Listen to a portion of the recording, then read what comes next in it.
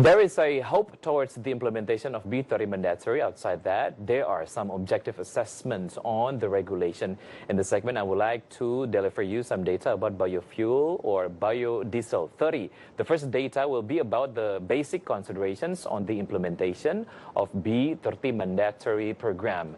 These are the considerations. The first consideration from the government point of view is solution of palm oil oversupply. And then the second consideration is this is one of the strategy amidst decreasing export performance due to the high global market volatility. And then the third consideration is this is one of the solution amidst the high export fee of CPO derivative products in some global markets. And the fourth consideration is U.S. and European country demanding elimination of palm oil-based fuel. Government accelerate the implementation of B30 mandatory program. Expert staff of the Economic Affairs of the Ministry and Energy and Mineral Resources, Dadan Kusudiana, says the acceleration is to minimize the gap on Indonesia's imbalanced energy trade balance. The B30 program gives other benefits such as CPO price increasing, manpower absorption, emission reduction, and improving small industry palm oil plantation. As it is known, government is conducting road tests of the use of B30 fuel. And how about its the roadmap of it? We're going to see the data. This is the roadmap of B30 mandatory program. In 2017, it was conducted by the ministry, the early study, and then in 2018 road test preparation, and by 2019 the road test of the B30 mandatory program had been held so far. And after conducting the road test in 2019, there will be a result of it. And the next phase will be advanced study B30 mandatory implementation on another transportation mode.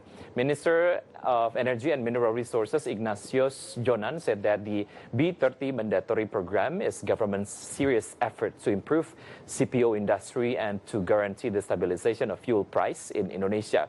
This program is also to minimize Indonesia's dependency towards imported fuels and to maximize the use of environmental friendly fuel. Government will effectively implement the B30 mandatory program by next year.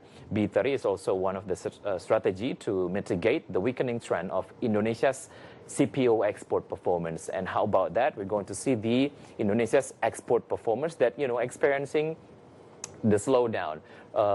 If we see the data in January 2019, the trend of the export performance of Indonesia's CPO reached 3.37 million tons, but in February 2019, the number was decreased by 11%, and the number was 2.88 million tons. The palm oil industry said that one of the most challenging situations for Indonesia's CPO is the Renewable Energy Directive 2 adoption by the European Union Commission on March 13, 2019. The policy will eliminate the use of palm oil-based biodiesel because it is considered to have a high risk on the deforestation. In the middle of such treatments, the export of Indonesian CPO to the Blue Continent interestingly increased in February this year. The numbers of CPO absorption by European Union increased by 27% by February 2019. So which countries that decreasing the number of imported CPO from Indonesia that is affecting the performance of CPO export of Indonesia? The first country, of course, we've got United States and then Pakistan.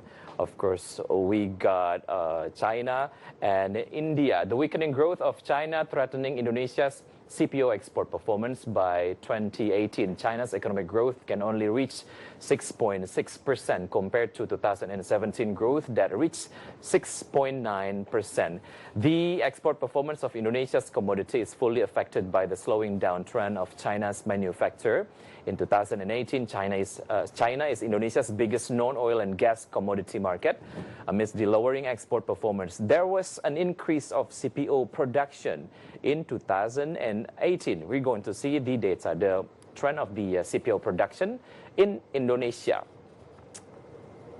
As you can see, the trend of the production of CPO Indonesia is increasing. By October 2018, the number of the CPO production had reached 4.511 million tons. According to Indonesian Palm Oil Entrepreneurs Association, or GAPKI, palm oil production in Indonesia in 2018 reached 47.4 million tons.